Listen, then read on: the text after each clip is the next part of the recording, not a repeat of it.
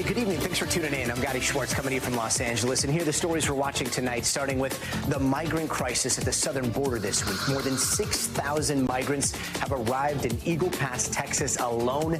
How the state and federal government are right now fighting over the response and what the migrants say led them to swim across the Rio Grande. A todo el pueblo americano le pido disculpas por pasar por ahí, pero vengo de verdad de una situación. Amenazaron a mi familia de muerte. And the auto workers strike is revving up, expanding now in 20 states, with President Biden saying he's joining the picket line next week. So what does this mean for those on strike? They call us non-essential. We're very essential, and this is us showing them how essential we are. And gold bars worth $100,000 and literal wads of cash. That is what a sitting senator is accused of accepting in bribes. They discovered approximately $500,000 of cash stuffed into envelopes and closets. Some of the cash was stuffed in the senator's jacket pockets.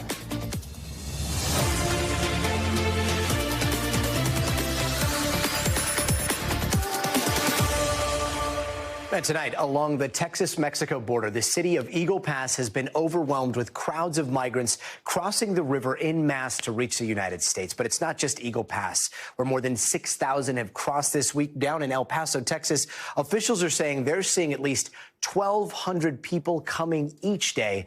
And city leaders like the mayor of Eagle Pass are calling this an emergency, even signing a disaster declaration there. They are trying to put people in shelters, local hotels, you name it.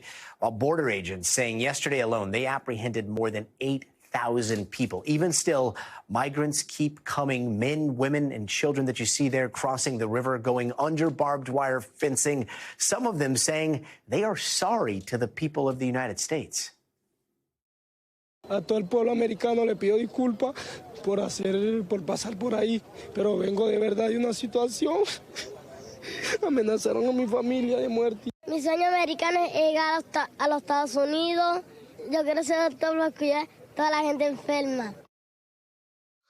Let's bring in NBC's Tom Llamas, who has been anchoring from Eagle Pass, Texas, throughout the day. Tom, you've got the razor wire behind you, the Rio Grande, Mexico on the other side. What have you been seeing throughout today? Listen, even with all the news coverage, even with the spike and the surge we saw here in Eagle Pass, numbers like they've never seen ever before, we actually still saw groups of migrants come through today, starting early this morning and through the afternoon. We were seeing families, we're seeing a lot of Venezuelan men that were coming through here. Essentially, the surge and the trickle in of migrants has not stopped. They are going to likely see more than 40,000 this week alone across all of the border. And it's pretty hard to believe because in an area like this, like Eagle Pass, Texas, they only have 28,000 people, and yet they're probably going to see somewhere around 10,000 this week just in this small area right here. Those are hard numbers to wrap your mind around. And two things seem to be converging there. You've got the massive amount of people that are crossing. You've also got this news from the Biden administration that a lot of Venezuelans that crossed this summer or earlier will be given protective status. Any word on what kind of message that might be sending to other migrants who are still in Mexico waiting to cross? Yeah, look, it's a great question, Gadi, right? And as you know, because you've covered the border a lot, news, it takes time to sort of trickle down. And what happens a lot of times is there's a lot of misinformation. Things will hit Facebook, things will hit text messages through cell phones. And then the story slowly changes. Like a lot of the rumors we heard here was that people thought that this border entry was open. That's why they all came over here. There was some truth to that. There wasn't a lot of law enforcement on this stretch of the border. And so people were able to come in, but it clearly is, it's not open, right? There is some law enforcement and there's the barbed wire you mentioned. Secretary Mayorkas will be here tomorrow meeting with the president of Honduras, not here specifically, but in McAllen, Texas. And I just spoke with the sheriff in this area, and he wishes some of the Biden administration would come over here because this is such a small area, and he's afraid that the word is out now about Eagle Pass, and they may be getting more waves of migrants as we enter the new year. Yeah, I mean, as we've seen, sometimes along the border, rumors, when it reaches a critical mass, become true. Tom Llamas, thanks so much for being there. And on the picket lines in front of the nation's biggest automakers, not only is this strike about to expand in a big way, it looks like it might get extremely political next week, with President Biden saying he's going to join the picket line on Tuesday, where he says he'll stand in solidarity with the men and women of UAW. Then 24 hours later, former President Donald Trump is also expected to head to Michigan.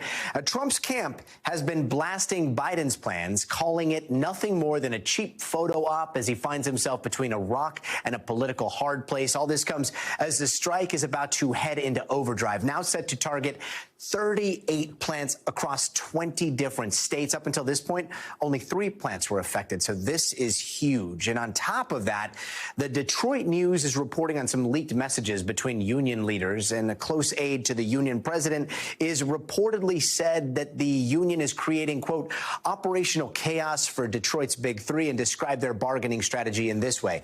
Quote, if we can keep them wounded for months, they don't know what to do. The beauty is that we've laid it all out in public, and they're still helpless to stop it.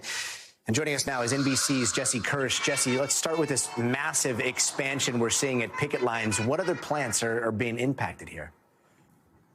Yes, so Gadi, there's sites all over the country, including this one in Pontiac, Michigan, for General Motors. These are specifically, I should call them facilities that are parts distribution centers. That is the target. That is the blanket statement that UAW has put out. The UAW has put out that they are targeting all parts distribution centers for General Motors and Stellantis. And what that could wind up doing is having an impact on people who need a repair. So if you need a repair from a dealership, I talked with someone who works with a bunch of dealerships across the Midwest earlier, more than 40, and he said that in the Midwest, and he said that they have things, high demand things like brake pads. They've been stocking up on those. But if you need something like an engine, that could get harder to come by as long as a parts distribution strike is ongoing. And this is something that has the potential to impact people at home watching this all unfold who aren't directly tied to the strike.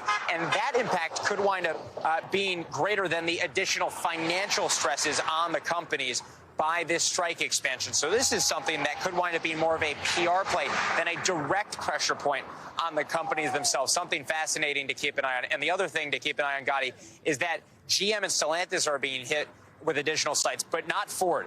The union says that it has made, quote, real progress with Ford. And so you can now see Ford sticking out from the pack, if you will, in terms of how its negotiations are going. More promising signs for that company than for GM or Stellantis. Here's part of what we heard from the UAW's president earlier today. The companies know how to make this right. The public is on our side, and the members of the UAW are ready to stand up.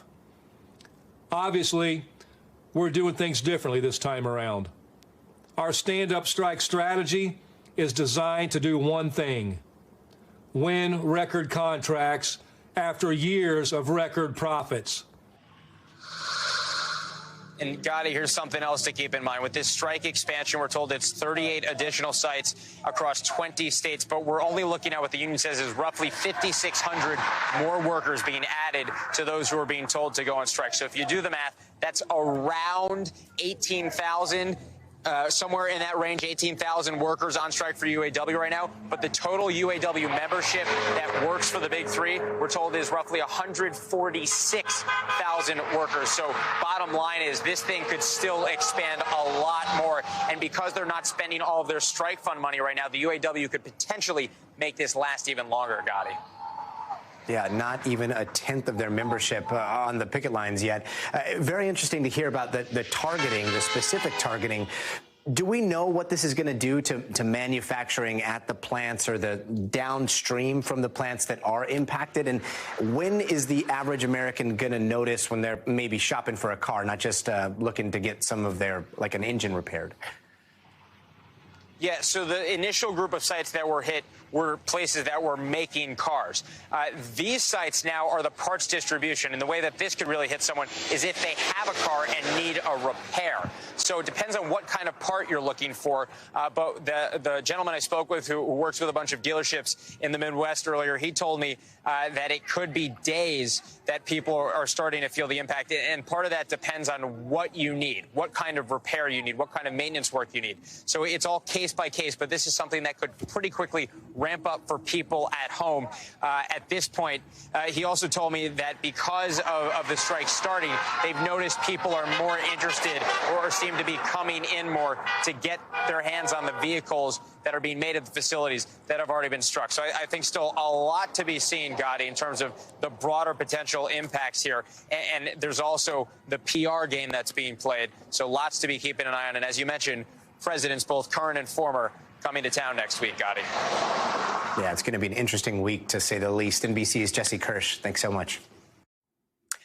And if you're a fan of those old Hollywood thrillers, you know that back in the day, gold bars, they were a thing to bribe people with. Well, it turns out maybe in 2023 as well, because prosecutors have announced that is the same kind of loot they say that Democratic Senator Bob Menendez of New Jersey was accepting in bribes. The senator and his wife were indicted today, and in the 39 pages of that indictment, the gold bars, you see them right behind us, the $60,000 Mercedes-Benz convertible, and nearly $500,000 in cash, some of it stuffed in the jackets with the senator's name on it. Now, these items were all found in the Menendez home back in June 2022. The indictment alleges that the senator used his influence to help 3 New Jersey businessmen and the Egyptian government. Menendez and his wife are all denying any wrongdoing, saying that prosecutors have, quote, misrepresented the normal work of a congressional office. Let's bring in NBC News Now legal analyst and Angela Sinandella to break this down. Angela, let's start with gold bars, jackets full of cash, and then misrepresented the work of a congressional office.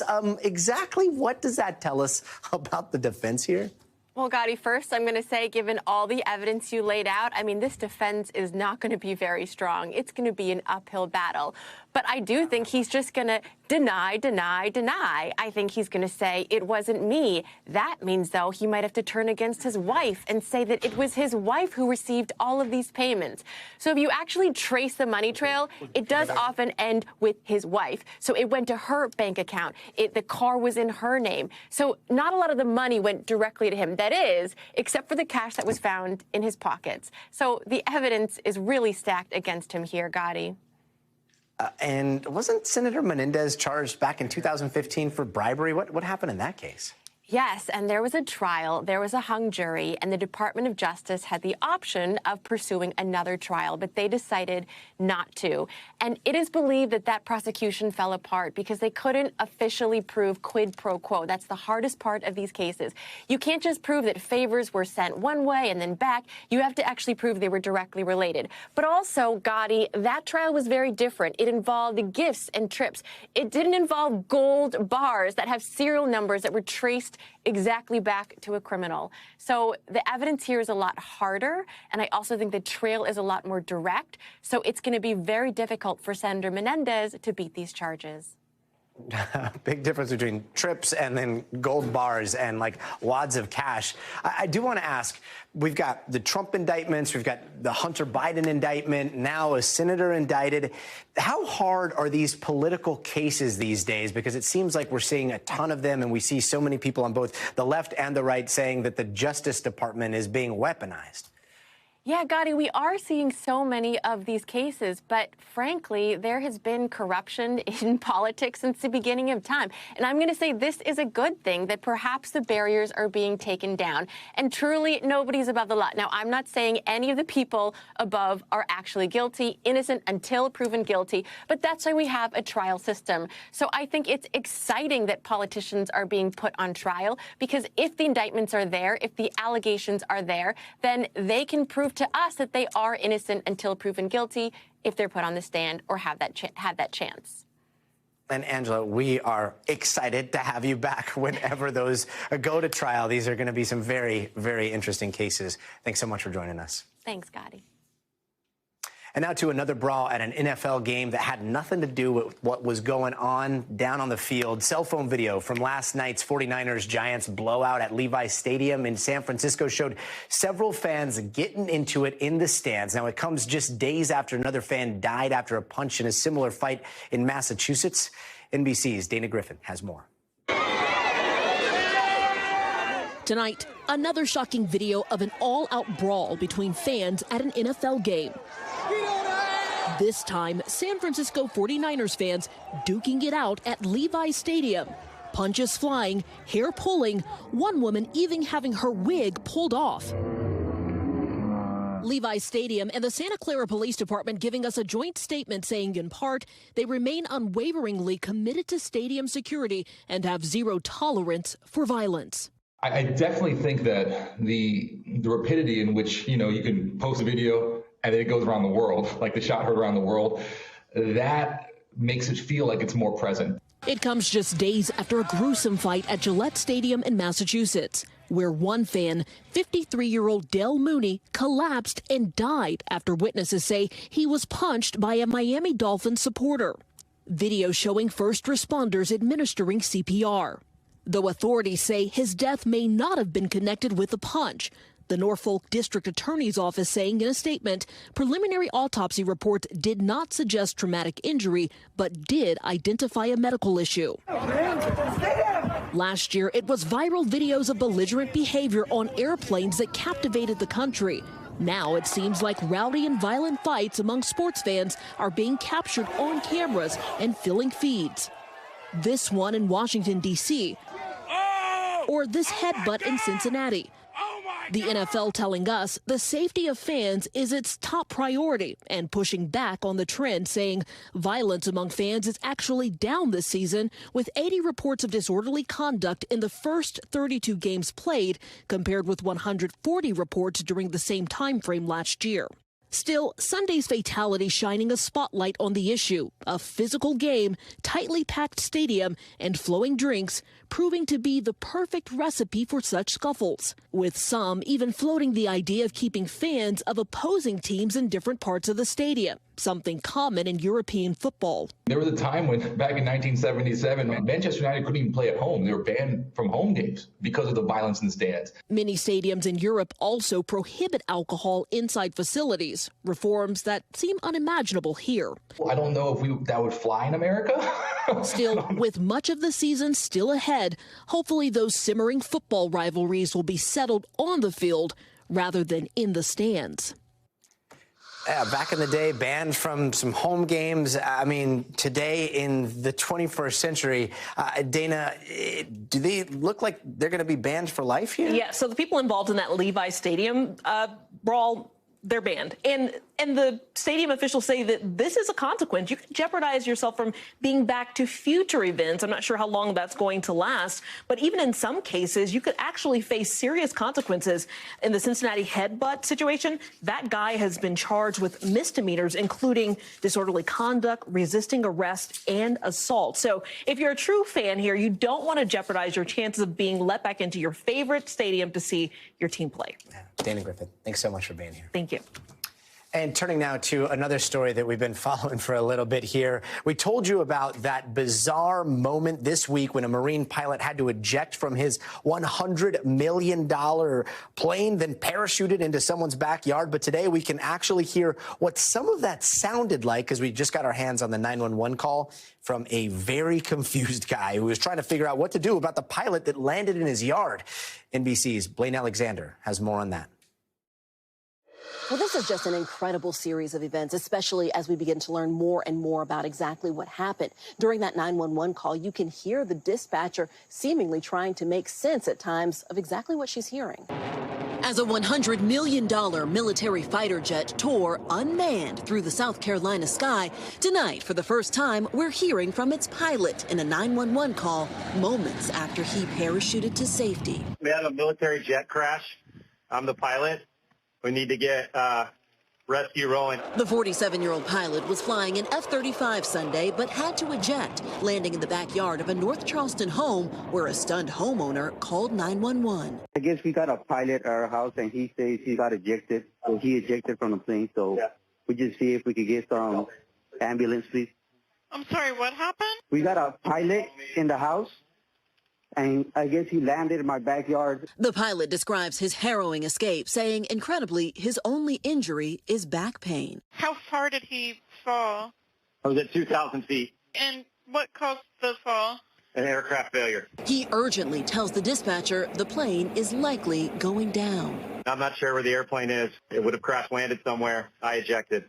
I understand, sir. It was ultimately found some 80 miles away after crashing into a field. Officials have not said what went wrong, but just this week, the Government Accountability Office released a report on the F-35 program, saying the fleet's mission-capable rate was about 55%, consistently failing to meet performance goals. It comes after this stunning crash landing last December in Texas, where an F-35 pilot had to eject on the runway. And officials say the investigation into this latest crash will take several months. Back to you. Thank goodness for those ejection seats. All right, up next, is the government about to shut down? There's just a week to go to keep the lights on, and lawmakers have gone home. Also, we are keeping an eye on the Hollywood writers' strike. We've got much more on just how close they might be to a deal. Then a stay-tuned original report. Could 3D printing make fashion more sustainable? We've got all that and more coming up, so stay tuned. Hey, welcome back. And here are some of the other headlines we're watching tonight. The 5 now former Memphis police officers charged in the beating death of Tyree Nichols are going on trial in May. The officers were indicted by a federal grand jury in September on charges of using excessive force and conspiring to lie about that beating. And we recently told you about Kevin Mason, the suspect who was accidentally released from an Indiana jail. Well, they still haven't found him, and now the U.S. Marshal Service, which was involved in the search for Danilo Cavalcante in Pennsylvania, is overseeing the investigation. Mason was charged with second-degree murder in connection to a shooting back in 2021. The 2 teens were in a Las Vegas court yesterday facing murder charges from a so-called joyride. They are accused of intentionally hitting and killing an L.A. retired police chief while he was riding a bike. Police say the teens are responsible for at least 3 hit and runs on the same day. And today, the CDC officially signed off on Pfizer's RSV vaccine for pregnant women. The agency specifically recommends that expecting moms get the shot 32 to 36 weeks into their pregnancy from September through January. And doctors say it'll protect their children from the virus. Now, that shot is on track to be available this fall. And a 2-year-old girl who wandered from her home in Michigan was luckily found safe in the woods, but she wasn't on her own. Troopers found the girl asleep with her family's dogs, using one of them as a pillow. Dogs are really a girl's best friend.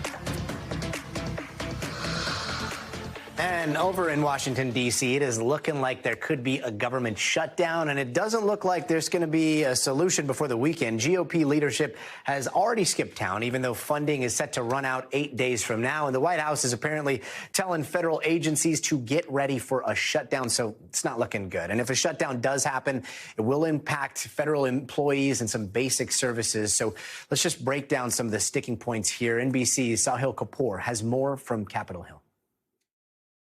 Hey, Gadi. Well, the Republican-controlled House remains paralyzed on a way forward when it comes to appropriations bills. They have struggled this week to advance full-year funding bills. They have struggled this week to advance short-term funding bills to prevent a shutdown at the end of this month. And Speaker McCarthy, lacking options yesterday after another failed vote to debate a military funding bill, adjourned the House for a long weekend. After that, he reconvened with his leadership team to try to figure out a way to break the logjam to advance some of these appropriations bills as early as next week. Let's play what he told reporters earlier today. We wanted to do it individually, rules, but I guess we do like a minibus rule. We got rules going to go in today. We got members working, and hopefully we'll be able to move forward on Tuesday to pass these bills. Now, there's a crucial caveat to that, which is that even if McCarthy is able to pass those appropriations bills through the House of Representatives, they would simply represent an opening bid to start negotiations with the Democratic-controlled Senate. The Senate's not going to pass those bills as is. Democrats do not support many of the spending cuts and the conservative policy provisions that Republicans have chosen to add there. The frustration is growing among many members of the House Republican Conference who don't want to see a shutdown, who believe it would be counterproductive, costly, and politically self-defeating. The problem is there is no path at this moment, it seems, for McCarthy to tame his hard-right members who don't want another continuing resolution, who would prefer to see a shutdown than continue funding on a stopgap basis at existing levels. And meanwhile, the Senate, Majority Leader Chuck Schumer, has started moving a vehicle to try to vote as early as next week on a short-term funding bill as a way to try to put pressure on the House to act, to do something to prevent money from expiring on September 30th and forcing a government shutdown. Gadi? Sahil Kapoor, thanks so much. And still ahead, could one of the Hollywood strikes finally be coming to an end? We're going to get into that. Plus, California, we're no stranger to natural disasters, and now there is a new change to home insurance that people definitely need to know about. But first, you got to see this. What looks like a run-of-the-mill traffic stop in Michigan goes very, very wrong. As you can see right there, this car slams into a police car on the side of the road, pushing that cruiser into the other stopped car. At least 3 people were hurt, but incredibly, everyone there is expected to be just fine. Thankfully, nothing worse happened. We'll be right back.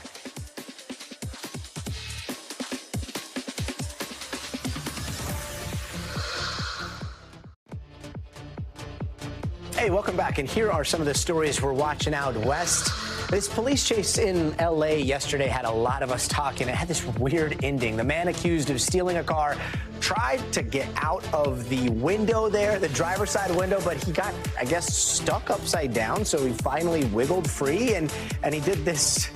You're about to see it here. This very odd somersault onto the ground.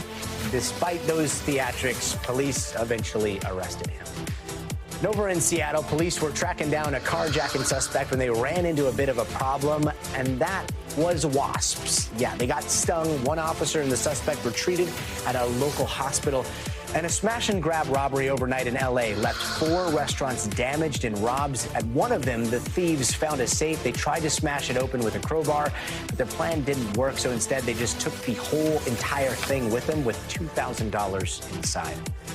Meanwhile, the Hollywood writers' strike is just days away from becoming the longest strike ever in the Guild's history. It might not break that record, though, because at any moment now, we're talking any point here, it could finally be over.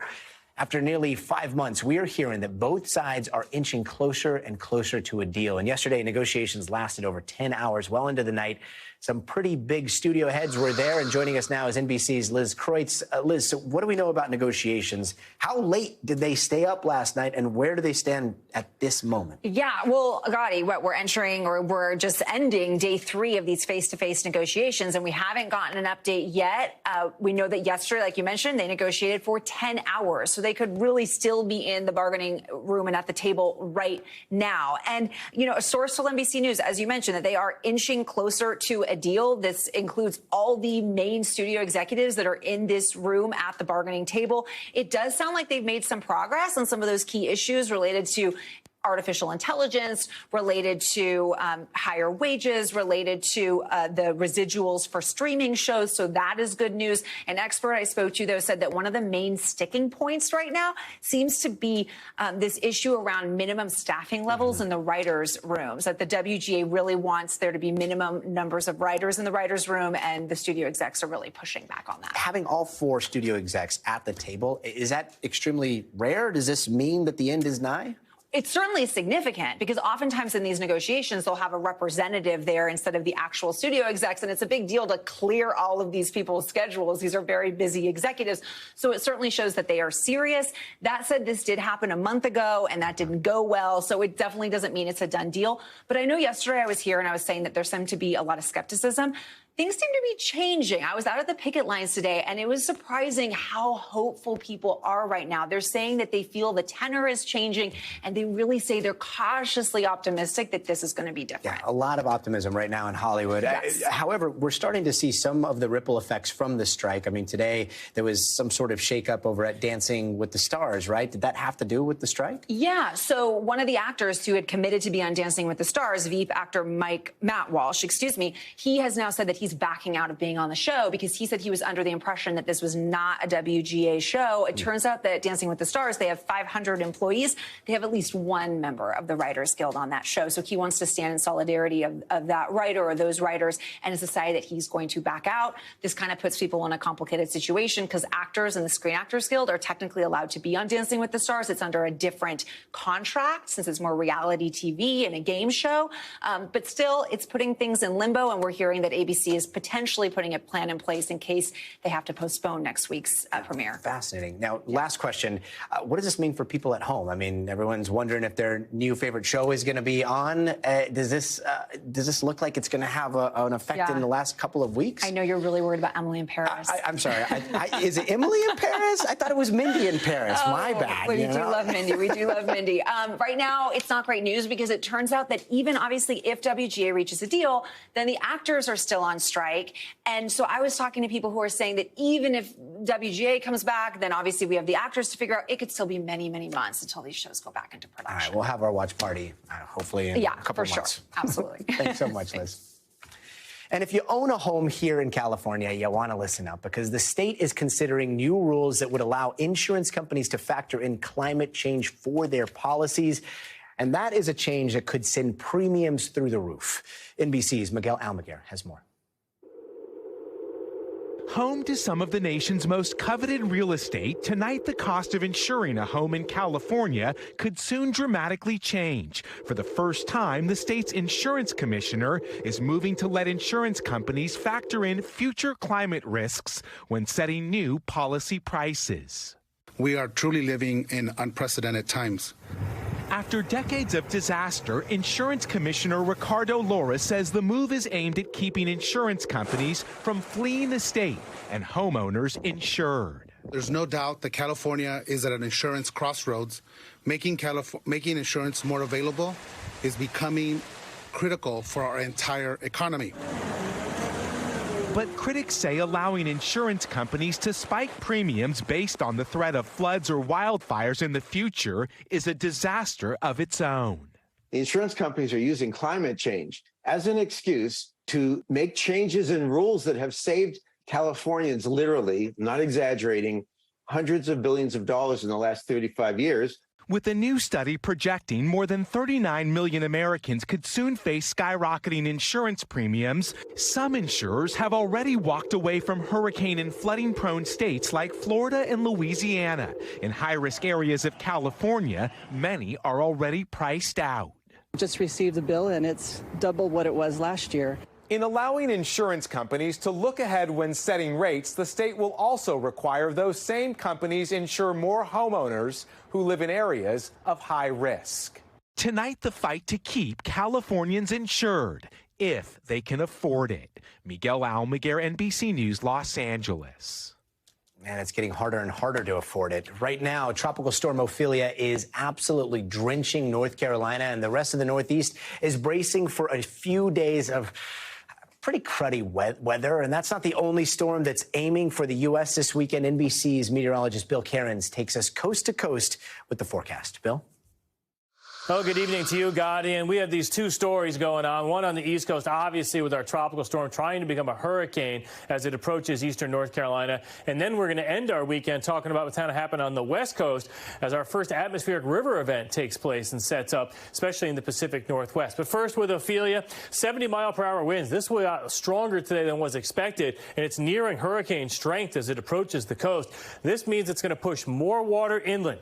And that's unfortunate because we're going to have storm surge issues. Even with a strong tropical storm, minimum Category 1 hurricane, you can have a lot of water issues in eastern North Carolina. So the path does take that landfall right around 4 a.m. Then it weakens as it heads up into Virginia as we go throughout Saturday afternoon. Then it will completely dissipate by the time it gets to Washington, D.C. as we head through early Sunday morning. So most of the highest impacts will be in eastern North Carolina. That's why we have the tropical storm watches well inland. And those tropical storm warnings go all the way up here just south of Ocean City. So as far as what we're going to deal with storm surge, and this is our number one problem, 1 to 3 feet here around the Chesapeake Bay, the northern Chesapeake and also Delaware Bay, but it's south of here, 2 to 4 feet on the Outer Banks. But once we get inside the Outer Banks, especially going through the Albemarle and the Pamlico Sound, this is where we could get 4 to 6 feet in these back rivers, the Pamlico River and also the Neuse River. If we're going to have significant flooding, it'll be at high tide tonight at around 3:01 a.m. That's a lot of water, and a lot of those little small towns are right on it. Rainfall, of course, 4 inches possible in areas in New Jersey, 7 inches inches in North Carolina and Virginia. We could have some flooding from that itself. And as far as the winds go, the most widespread power outages in eastern North Carolina. Everywhere else should be more isolated, shouldn't be as dramatic, obviously, as a big hurricane or anything like that. The wind's probably the least of our problems with this storm.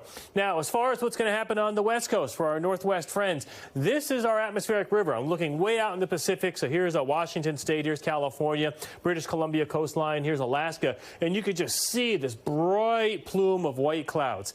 That's a lot of moisture. It's associated with a storm system that's going to be pushing in here to British Columbia. And that's going to push this atmospheric river of clouds, this long plume of moisture, right into the Pacific Northwest. And because of that, we're going to have our first significant rainfall. Now, we haven't had a lot of rain. It's really the beginning of our wet season in this area of the country. So we're not too concerned with flooding. But in, in the Olympics, we could see up to 4 inches of rainfall. Cascades could get 2 to 3 inches. And even northern portions of the coastline of California here from Fort Bragg northwards could get up to 2 to 3 inches of rain. Not much of any rain will be south of Santa Rosa. So the Bay Area should remain pretty dry from this upcoming storm system. So for the weekend forecast, obviously all the tropical trouble with Ophelia. We get a pretty nice Saturday for the West Coast, a little bit of severe storms in the middle of the country, and then we end our weekend watching that heavier rains beginning to move into the Pacific Northwest. So if you have weekend plans in the Northwest, get it done on Saturday because Sunday looks worse. And then as far as the middle of the country goes, Sunday, hit and miss storms, but still a nasty Sunday in the Northeast, Gadi. So active weather coast to coast this weekend. Yeah, a lot of active weather. Bill Cairns, thanks so much. And back on Maui, the community is struggling to rebuild after those devastating wildfires. But as those who live in that lost paradise pick up the pieces, they are wondering if the threat of climate change makes it worth coming back at all. NBC's Steve Patterson has their story. Instead of cookouts and conversations, the sounds of Lahaina today, hazmat crews plucking out propane tanks and paint cans. Painful pieces of past lives for families who called Lahaina home. Our whole way of life is just gone. That was it. Pamela Reeder, her husband Keenan, and their 2 girls lost their home of 13 years. She'd like to rebuild in the community she loves, but restarting seems so far away, and so much here, including the air itself, has changed. When we moved into Lahaina, we didn't even have air conditioning. And then all of a sudden, it's noticeably hotter. Fire was never any part of what we thought about here, and now it's definitely something. Pamela's fears are grounded in science. Researchers say the Hawaiian Islands have been consumed by a 20-year drought. How many of these weather stations are there in the state? About 40 of them up right now. Hydrologist Chris Schuler says dry grasses spike fire risk. These grasses respond really fast when it rains. So if we have a wet winter, they'll grow up. And if we have a dry summer, then they'll die and turn into a really large fuel load. Here on what's considered the wet part of Maui, the lush greenery, the massive waterfalls, fueled in part because of up to 300 inches of rainfall that this part of the island sees every year. But here on the dry side, dramatically different, with some areas getting as little as 11 inches of rain. That trend is expected to increase. Climate research from the University of Hawaii shows the wettest areas seeing as much as 75 inches of additional rain by the end of this century, as the dry areas get even drier, with more places expecting rainfall levels equal to Arizona's deserts. We're looking at a year of really dry conditions. Across the island, community discussions are already swirling over the best way to rebuild. We need to move forward in building back in those ways that keep our lands healthy and that keep our communities safe without relying on volunteerism and tiny nonprofits to try to retrofit poorly designed communities that were built too fast. With the promise of a worsening climate and an ever-present fire threat, Pamela says that won't be simple. I wish none of us went through this, but everyone needs to figure out what can we do so this never happens again? Because not just fire, but other parts of climate change is happening to us here. A dream to build back Lahaina strong for the future. Steve Patterson, NBC News, Maui. Steve, thanks so much. And we are not done yet. Up next, Mexican pop star Peso Pluma has canceled one of his shows. The reason? Death threats from a notorious drug cartel. And Russia is accused of kidnapping thousands of Ukrainian children. We're going to introduce you to a mother who is working tirelessly to bring her son home.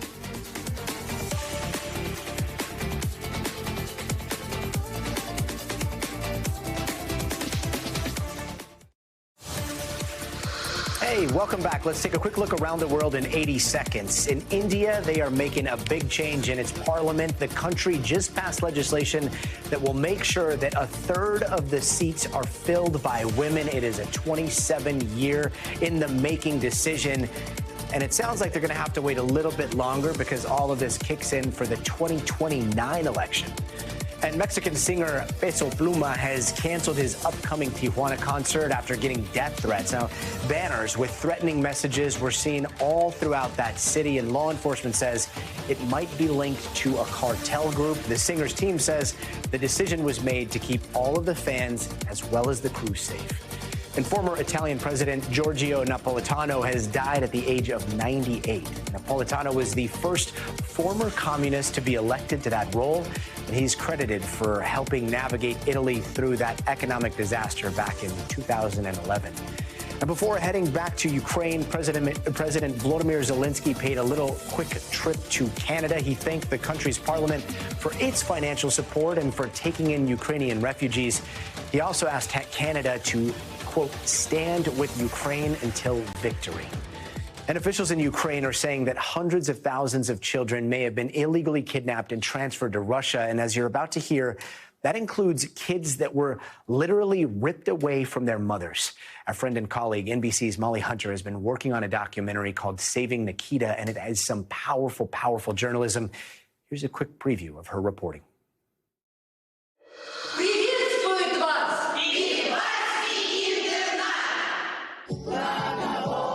On the school's social media account, there are videos of children dressed up singing patriotic Russian songs. There are also photos of Nikita and Artem in a classroom. In one photo, boys in military uniforms, Artem with a Z on his sleeve, a popular Russian symbol of support for the invasion. The city of Perevalsk is just about 200 miles from Kharkiv, but getting there through Ukraine was impossible through dangerous active fighting and a constantly moving front line. So to find Nikita, Oksana had to travel some 3,000 miles through 4 countries just to wind up pretty close to home. Это было страшно. Я вообще даже не представляла себе, как я туда попаду. Тут в Харькове, ходишь, блукаешь. Конечно, страшно. А то еще и Белоруссию, еще и Польшу. И вот так вот вся тряслась перед каждым кордоном. We provide trainings because it is very dangerous to go there, and they had to be prepared for interrogation of FSB. Save Ukraine is protective of their methods, the ways they get kids back. They say that the FSB and Russian intelligence agencies are on the lookout for their volunteers. They use trusted contacts, even lawyers inside Russia, to help facilitate the return of Ukrainian kids. I'm trying to figure out a little bit why Russia is giving them back. They are not giving them back. We're taking them back. That's such important reporting. You can catch the full documentary, Saving Nikita, on NBCNews.com. Molly Hunter, thank you so much. And before we go, it is time for the future of everything. And the question tonight that we are asking, in 10 years, are we all going to have a washer, a dryer, and then a 3D clothing printer in our houses? Oh, that's the plan, according to a fashion visionary you're about to meet in a Stay Tuned Now original. That's coming right up.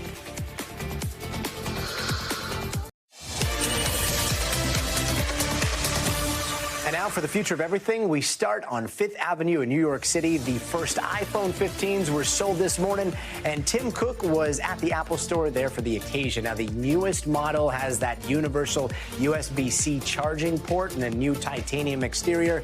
And if you're sticking with what you have, the newest operating system is also now available. And another tech giant is reportedly close to sealing a big deal. According to the New York Times, regulators in Britain gave the green light to Microsoft for its $68 billion purchase of Activision Blizzard. The goal is to now get that deal completed by mid-November. And the countdown is now less than 48 hours until the return of NASA's OSIRIS sample mission, which is supposed to land in the Utah desert. That billion-dollar project is the first to collect and return samples to Earth from an asteroid.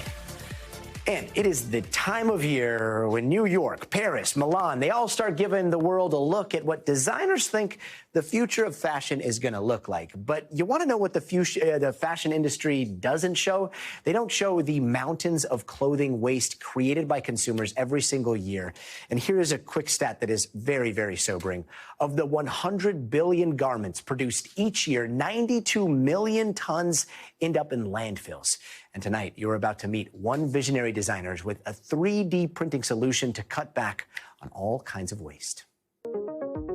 They call it fast fashion for a reason. It's an industry that's never moved at such a rapid-fire pace.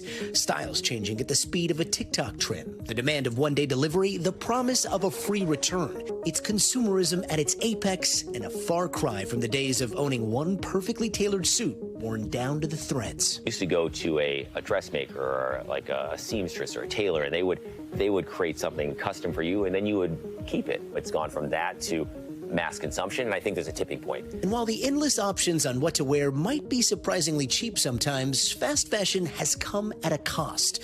With a global supply chain crisscrossing to markets around the world, the fashion industry is now the third biggest polluter on Earth, responsible for 10% of all global carbon emissions. Here, mountains of garments and unused fabrics thrown away to landfills and forgotten about. When you come across images showing like mountains and mountains of clothing being buried or being landfilled in other countries, what do you see in that? I see first world countries offshoring their guilt to third world countries. And he should know, Garrett Gerson was a rising star in the fashion world. Literally, he even appeared on NBC's reality show Fashion Star, and he traveled the world with his collections. Do you think we're gonna win? Oh, for sure. And then he came across this snag in the business model that was impossible to ignore. I watched a documentary called The True Cost. It was like a big eye-opener for me. We're environmentalists at heart. We're here, be stewards of the land, and I'm doing the exact opposite. Each year, about $500 billion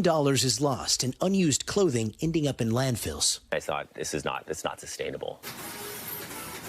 So he started to redesign fashion for the 21st century, one that's not so much about sewing as it is about writing computer code.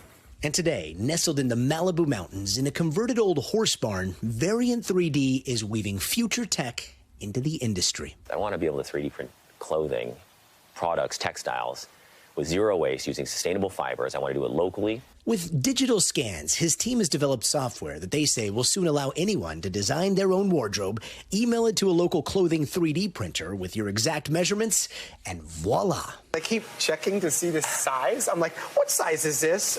No, there are no size. sizes. Yeah, it'll be your size, and as it should be, right? And that's what the future looks like, and that future's not far away. This is the ranchwear of the future right here. You can't feel this because it's TV, but the stretch and the feel, like this is what I always imagined like the Jetsons were wearing. So you're not just talking about printing clothing for the masses. You're talking about printing clothing for the individual. Yeah, the individual at mass. But how realistic could this be for the average consumer? Probably in 10 years' time, we should probably all have one of these printers in our home, so we'll be able to do this ourselves. Like for everybody, or for just everybody. for the people that have like millions of dollars? No, for everybody. No, I think this will be as cheap or as affordable as a 3D printer. You buy your own clothing. Yep. Your own clothing, your own shoes, recovering your own furniture. I'm going to hold you to this promise. A software solution to mass pollution, sketching a digital pattern for the future of fashion.